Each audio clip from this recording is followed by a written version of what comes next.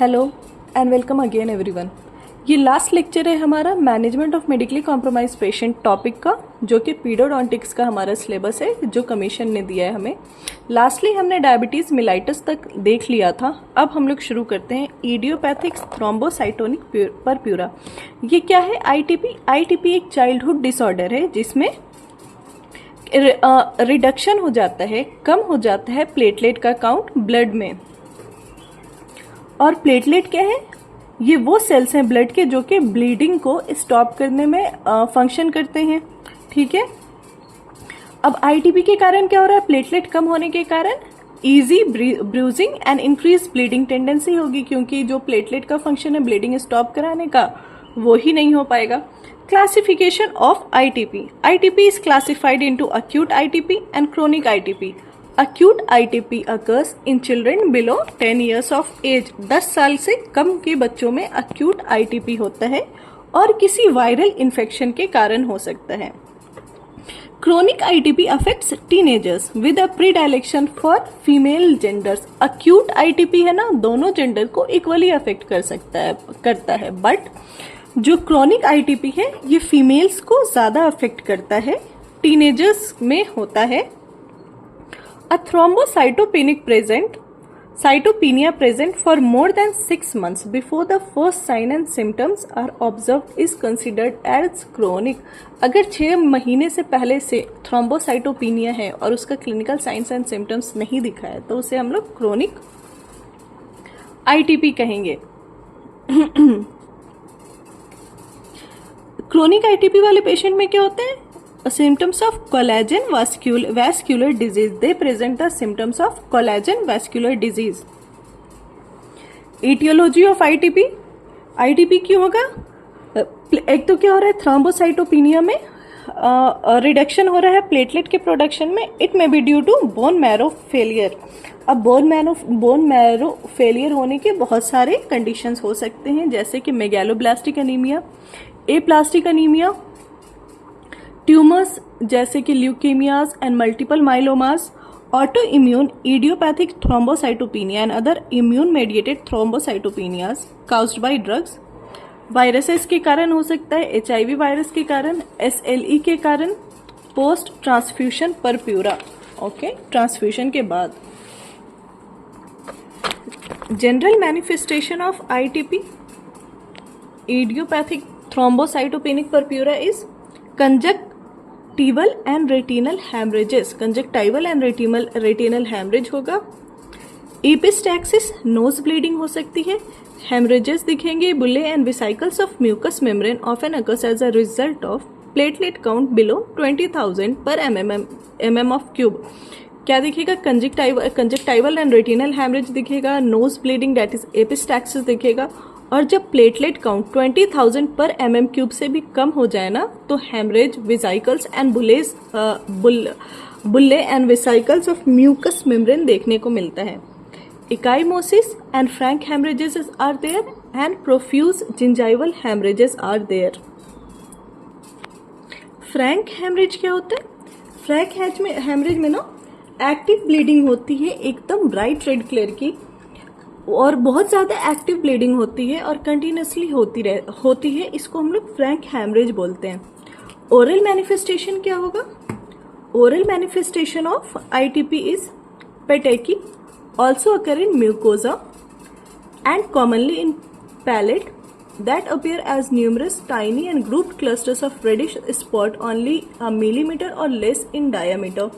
पेटेकी का अपीयरेंस होगा। पेटेकी क्या होगा? ये छोटे छोटे डॉट, रेडिश डॉट होंगे स्किन पे।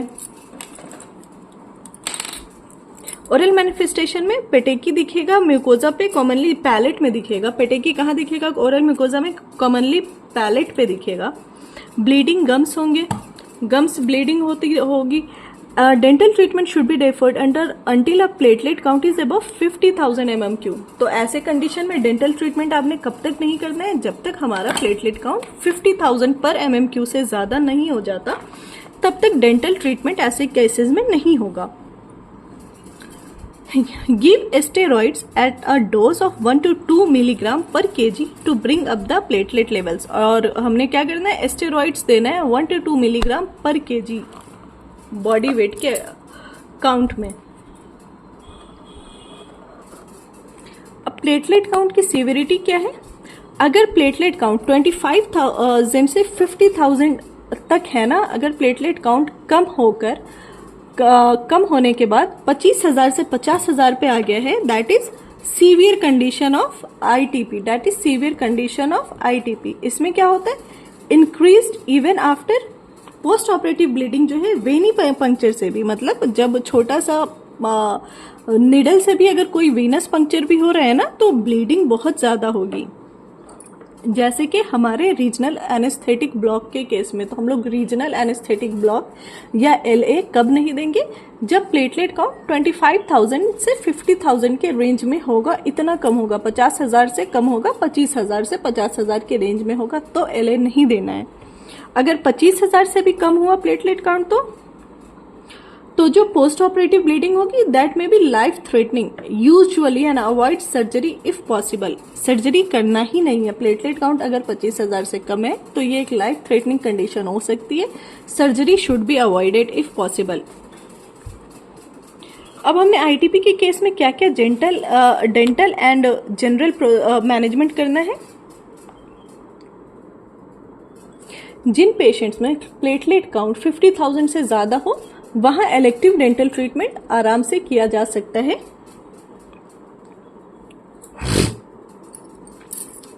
उसके बाद क्या होगा जनरल एंड डेंटल मैनेजमेंट में? एक तो 50,000 से ज्यादा है तो आप ट्रीटमेंट कर सकते हो, इलेक्टिव ट्रीटमेंट कर सकते हो।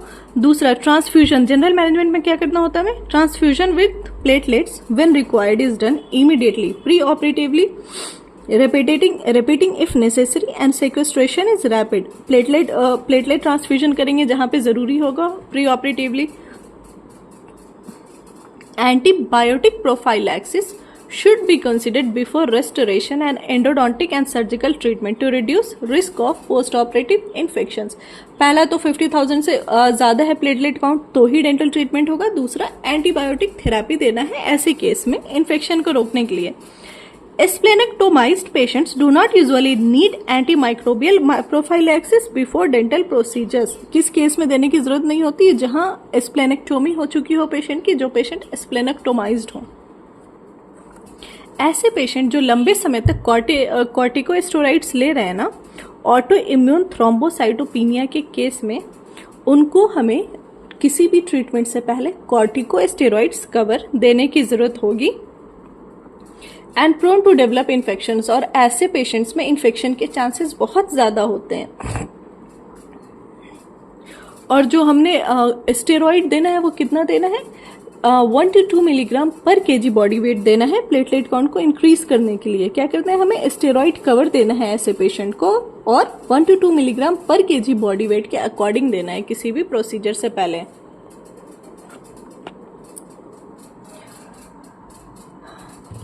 क्योंकि कोई भी हीलिंग कुछ भी डिले हो रहा होगा, तो control of dental biofilm is one of the utmost importance to prevent gingival inflammation and infection. ऐसे पेशेंट्स में डेंटल बायोफिल्म या ओरल हाइजीन को मेंटेन रखवाना बहुत जरूरी होगा।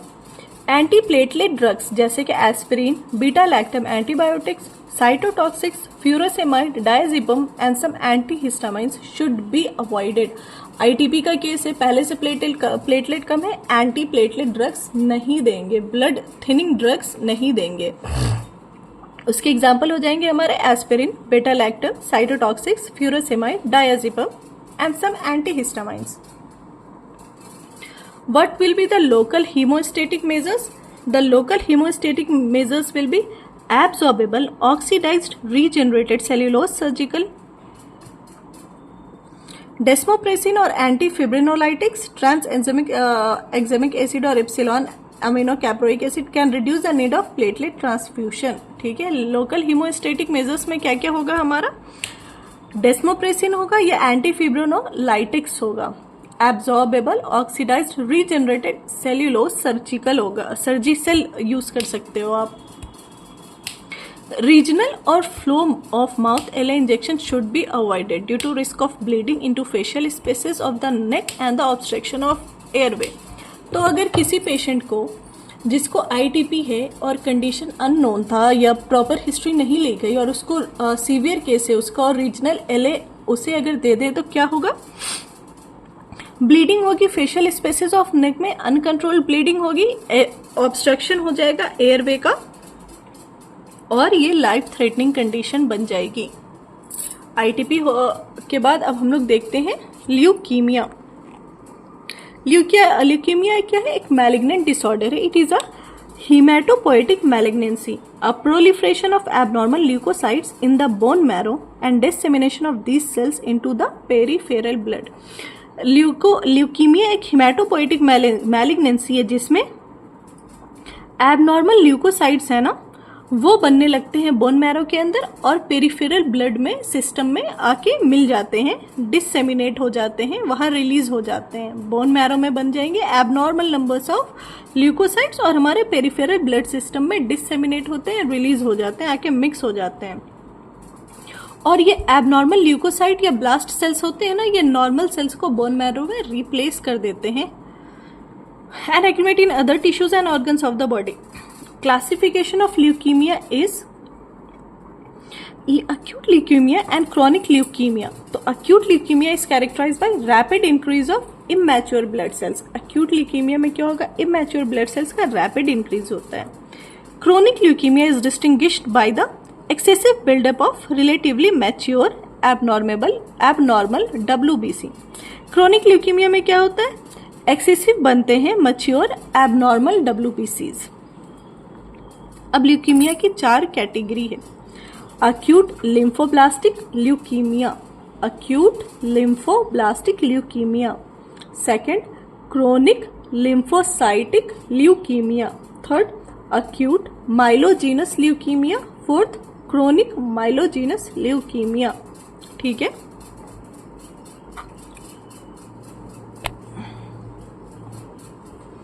एटियोलॉजी जो है ना ल्यूकीमिया की अननोन है, अनक्लियर है। चाइल्डहुड ल्यूकीमिया या अक्यूट ल्यूकीमिया में क्या होता है? ये क्या 80 to 84% of malignant disease in children with a peak incidence at 4 years of age. ये जो अक्यूट ल्यूकीमिया है ना, it accounts for 80 to 85% of malignant diseases in children. और कब ये पीक पे कब होता है? Acute leukaemia 4 years of age में पीक पे होता है। And they are characterized, acute leukemia characterized कैसे होगा? By the presence of more than 25% primitive blast leukocyte. It is characterized by the presence of more than 25% of primitive blast leukocyte.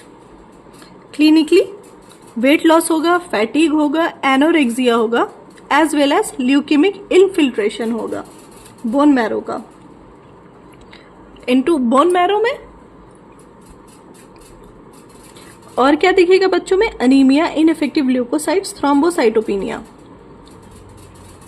Diagnosis कैसे confirmed होगी? By blood count with low RBC and platelet count, usually high WBC level. Now acute lymphoblastic leukemia,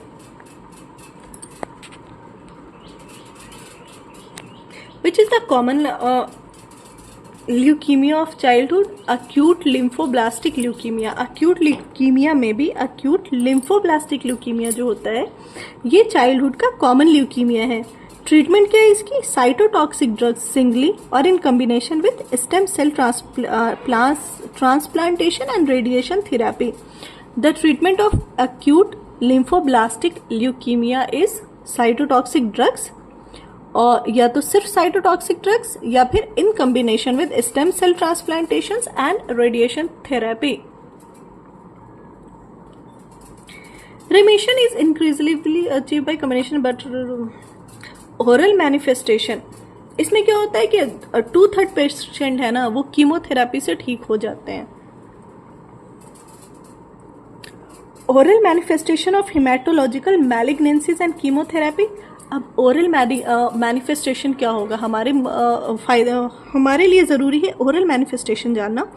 तो ऐसे haematological malignancies होते हैं ना और उनकी treatment होती है रेडियोथेरेपी से एंड कीमोथेरेपी से। तो इन सब का ओरल क्या असर होता है, वो क्या मैनिफेस्टेशन शो करेंगे, ये देखते हैं हम लोग। Oral manifestations of leukemia prior to chemotherapy are due to infiltration of leukemic cells into tissue, while those occurring during chemotherapy are mainly adverse effects and complications of chemotherapy. क्या होगा? Oral manifestation दो form में दिखेंगे. पहला तो disease के कारण दिखेगा जब ल्यूकेमिक सेल्स का इन्फिल्ट्रेशन होगा टिश्यू के अंदर. दूसरा, जब रेडिएशन थेरेपी और कीमोथेरेपी होगी ना, जब कीमोथेरेपी होगी ना, तो उसके एडवर्स इफेक्ट से जो ओरल म्यूकोजा पे मैनिफेस्टेशन दिखेंगे और कॉम्प्लिकेशंस दिखेंगे. तो प्री कीमोथेरेपी, अभी कीमोथेरेपी नहीं हुआ है तो डिजीज के कारण क्या होगा? Due to leukaemic cell infiltration patient anaemic होंगे.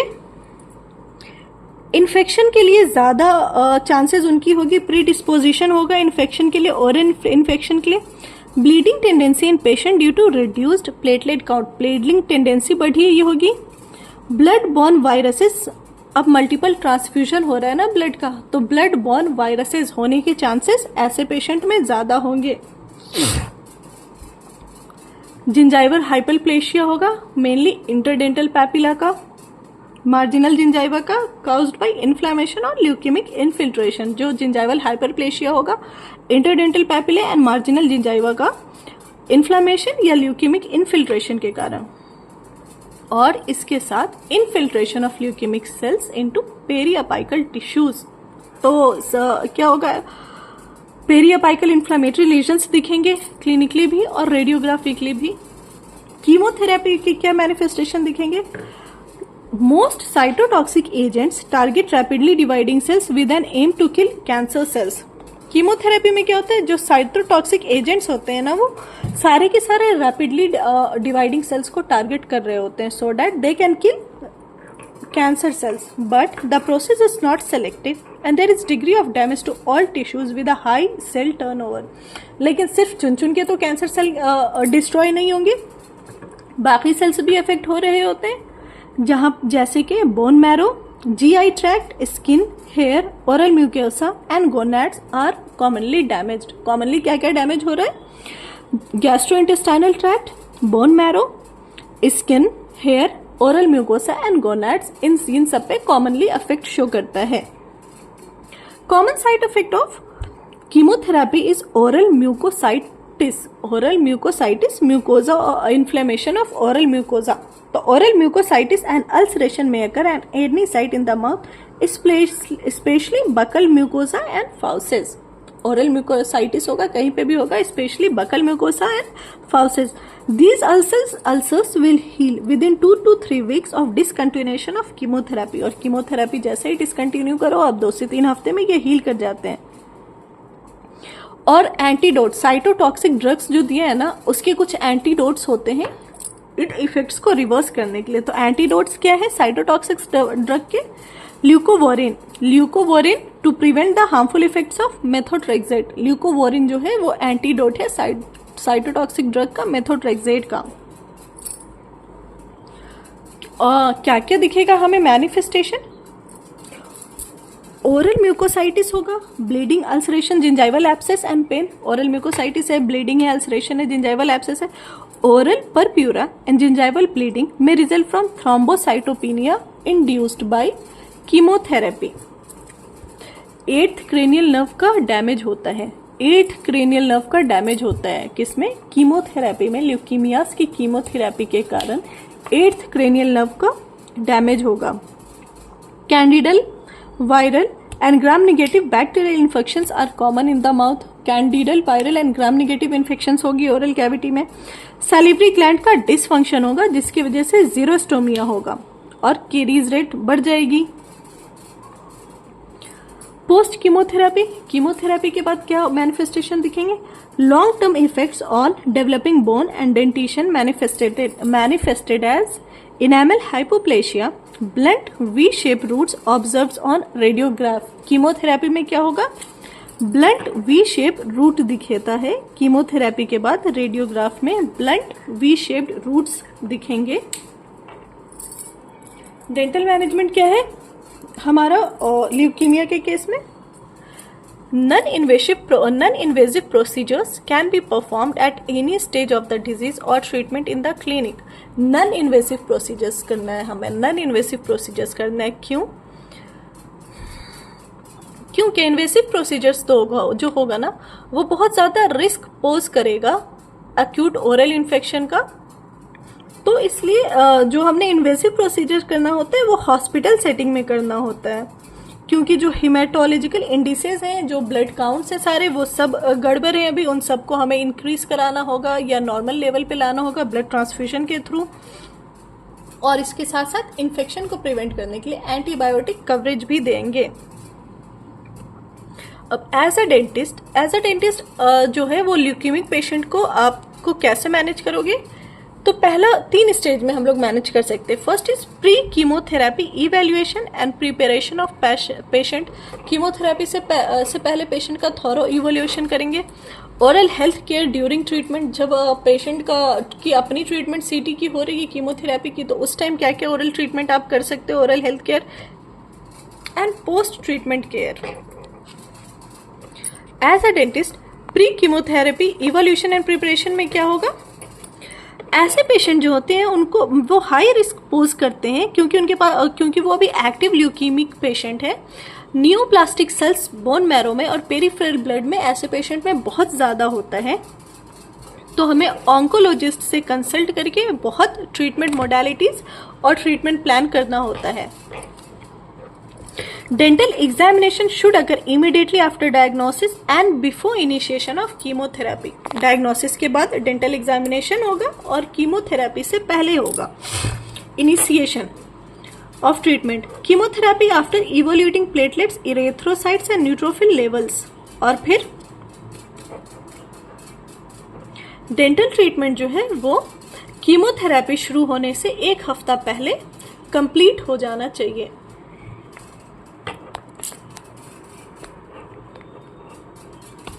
अब हमने डेंटल ट्रीटमेंट में क्या क्या करना है, ऐसे पेशेंट को इवेल्युएट करके there should be all sources of potential irritation such as sharp teeth, chipped और ब्रोकन फिलिंग्स और broken appliances must be removed. All potential sources of infection of dental origin, that is teeth with PDL pockets, pulp pathology and partially erupted third molars and non-restorable teeth must be extracted। तो 1 हफ्ता पहले तक हमने सारी treatment complete कर देनी है। और क्या क्या, कोई भी sharp edge teeth sharp edge irritating agent होंगे ओरल कैविटी में, जैसे कि ब्रोकन टीथ हो गया, रेस्टोरेशन हो गया जो कि ब्रोकन फिलिंग्स या रेस्टोरेशन है, या फिर जो थर्ड मोलर है partially erupted third molar, PDL infection और नॉन रिस्टोरेबल टीथ, इन सबको टीथ विद डीप पेरोडोंटल पॉकेट्स उसको क्लीन करना है। और जो हमारा नॉन रिस्टोरेबल टीथ है उसको एक्सट्रैक्ट करेंगे। एक्सट्रैक्शन कीमोथेरेपी से 10 से 14 डेज पहले तक होना चाहिए। एक्सट्रैक्शन कीमोथेरेपी के 10 to 14 डेज प्रायर होना चाहिए। Restore multi surface carious lesions with stainless steel crown. और मल्टी सरफेस केरियस लीशन को हमने स्टेनलेस स्टील क्राउन से रीस्टोर करना है। वार्निश एंड फ्लोराइड के एप्लीकेशन कराएंगे। अब ओरल हेल्थ केयर कीमोथेरेपी के ड्यूरेशन में क्या करना है,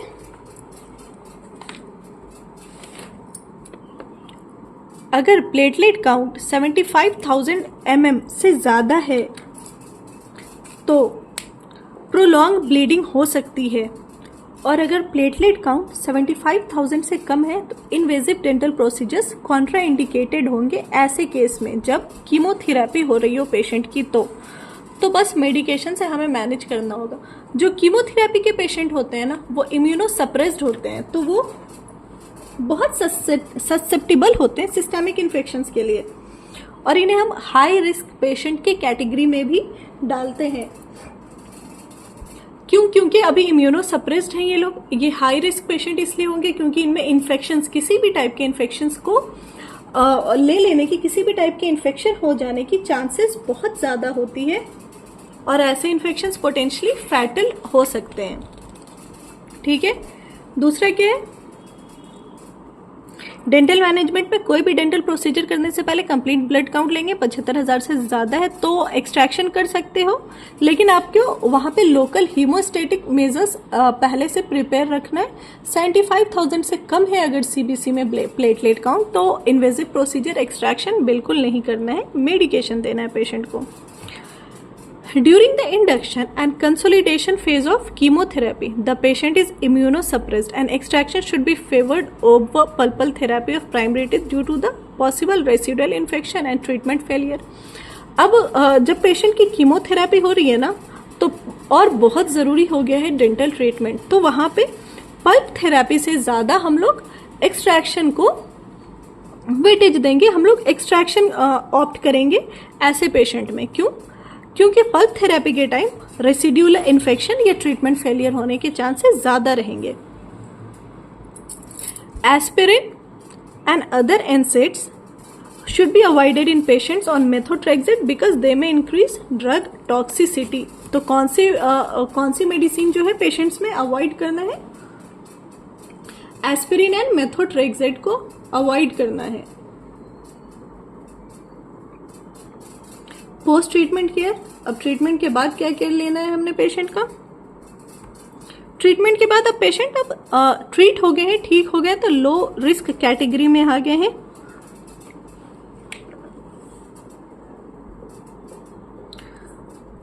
for invasive dental procedures like surgical extractions, PDL surgery, implant placement and multiple extractions, antibiotic prophylaxis is required until 6 months of completion of chemotherapy.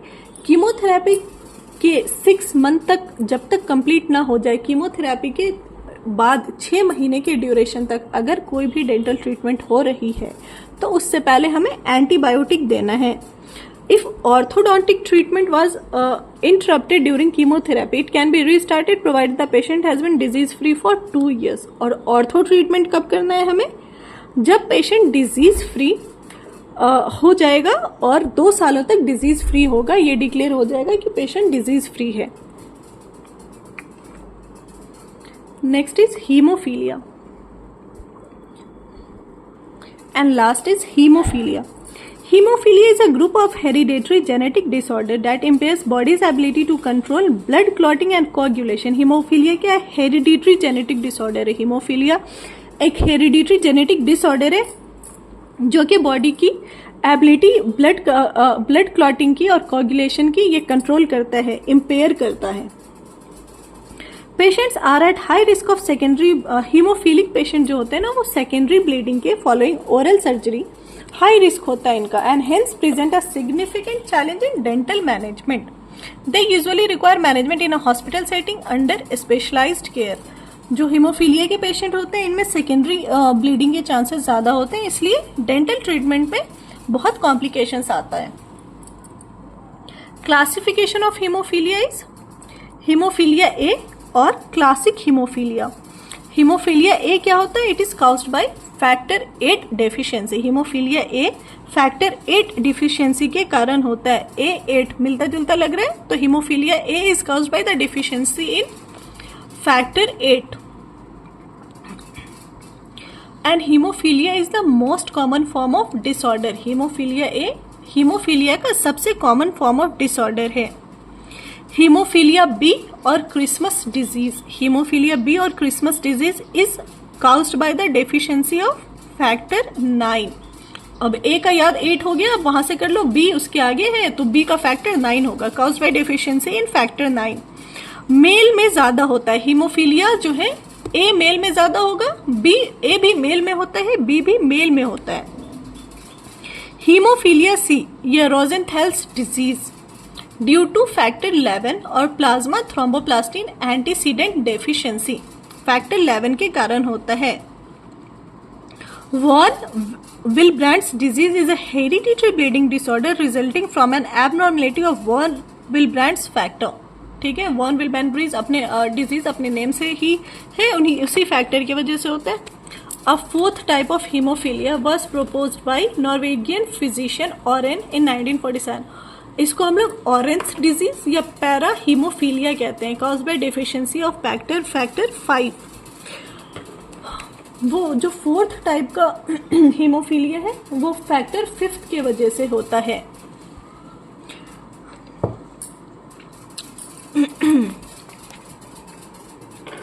अब haemophilia के general and oral features क्या है?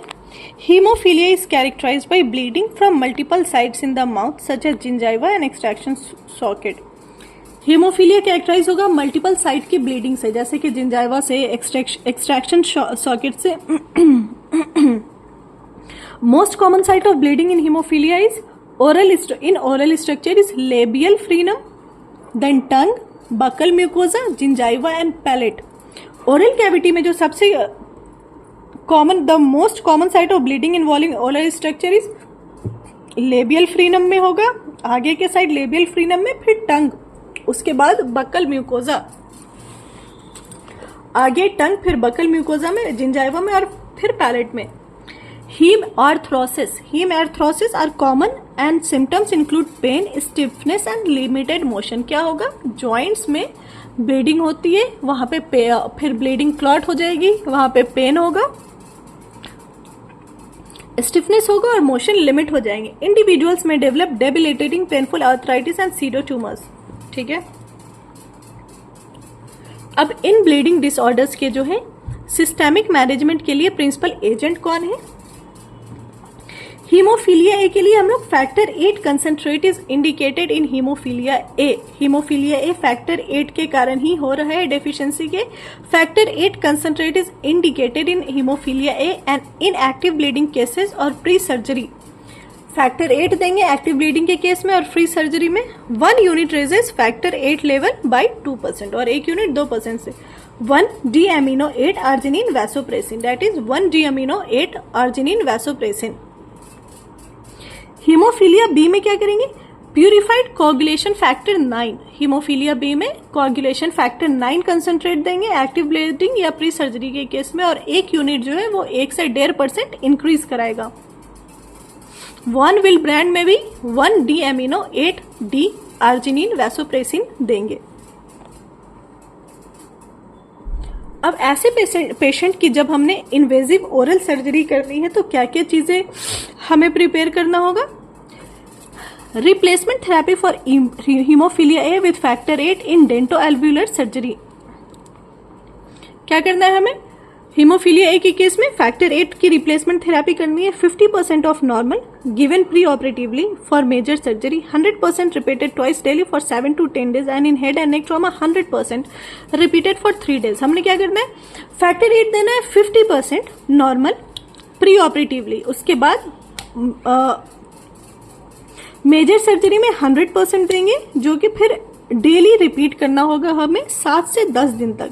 Head and नेक के trauma में कितना देना है? 100% देना है हमें 3 दिनों तक। डेस्मेप्रेसिन ट्वाइस डेली देंगे हम लोग IV अप टू 4 days।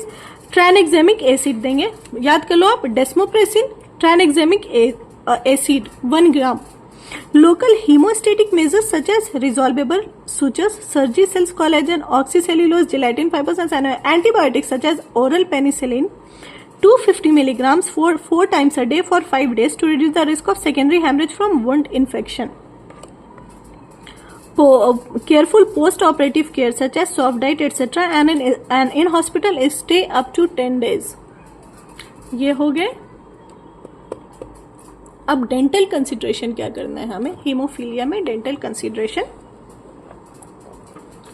पहले तो डिटेल हिस्ट्री लेंगे पेशेंट की, ब्लीडिंग के एपिसोड्स कितने हैं, फ्रीक्वेंसी क्या है, कितनी है और किस साइड पे ज्यादा ब्लीडिंग पेशेंट को एक्सपीरियंस हो रहा है। Type of haemophilia and severity of disease to determine if the patient can be managed in the clinic और hospital.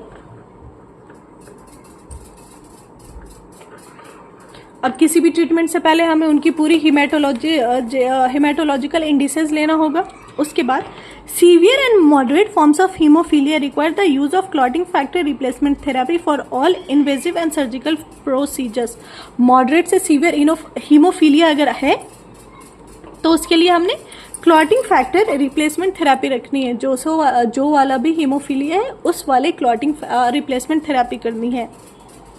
Pen management, pain of dental origin is controlled with codeine and acetoaminophene।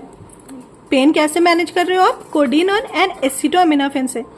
NSAIDs and aspirin should be avoided in hemophilic patient. NSAIDs and aspirin should be avoided in hemophilic patient. They should be prescribed with codeine and acetaminophen. Use of LA restrictions. No restrictions regarding the type of LA agent used, although those with vasoconstrictors may provide additional local hemostasis. But LA technique requires extra care. Buccal infiltration can be given without any factor replacement.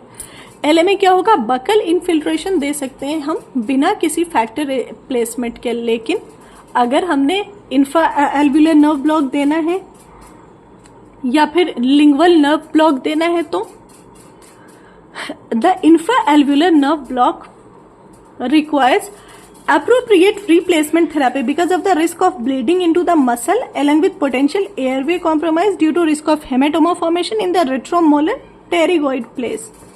क्या होगा? Inferior alveolar nerve block जब हम लोग देंगे ना, उससे पहले replacement therapy patient को देना जरूरी है। क्यों?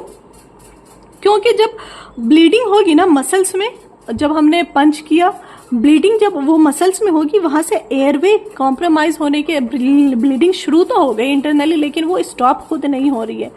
तो जो एक्स्ट्रा स्पेस है ना, एक्स्ट्रा वहां पे के स्पेसेस में ब्लीडिंग फिल हो जाएगी, जिसकी वजह से एयरवे कॉम्प्रोमाइज होने के चांसेस एंड हेमेटोमा फॉर्मेशन होने के चांसेस रेट्रोगॉइड स्पेस में होंगे।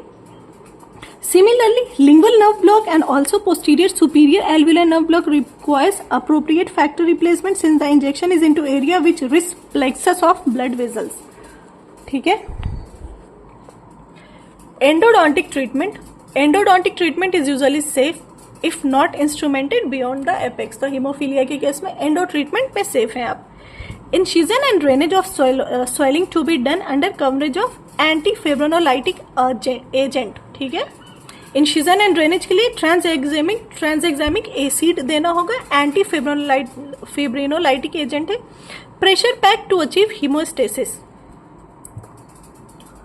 Periodontal scaling can be carried out under antifibrinolytic coverage. Periodontal scaling भी आपको एंटी फिब्रिनोलाइटिक कवरेज के अंडर में ही करना है। अब सिंपल एक्सट्रैक्शन के केस में, for simple extraction 30 to 40% factor is administered within 1 hour before dental treatment. 30 to 40% factor देते हैं हम लोग सिंपल एक्सट्रैक्शन के लिए डेंटल प्रोसीजर के 1 घंटे के अंदर डेंटल ट्रीटमेंट के। After extractions are completed, the direct topical application of haemostatic agent such as bovine thrombin may help with local haemostasis.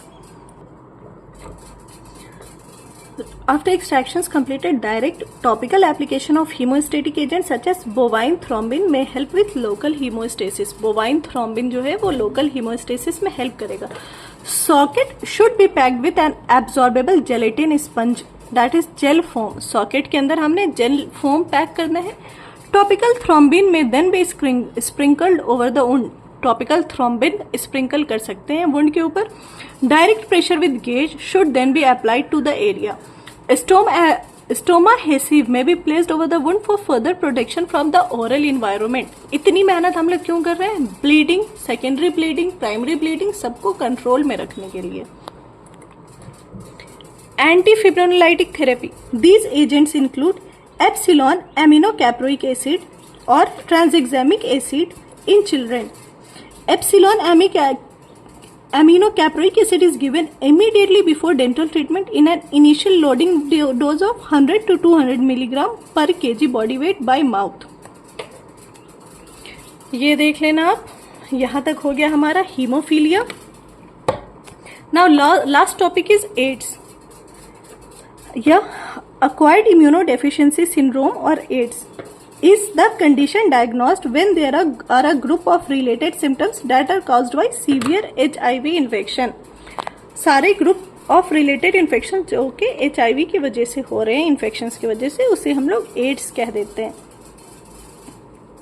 Identification of human T lymphotropic virus third as the causative agents of AIDS. Which is the causative agent of AIDS? Causative agent of AIDS is human T lymphotropic virus, human T lymphotropic virus, third causative agent. AIDS का mode of transmission we know very well. Come to general or dental management in AIDS.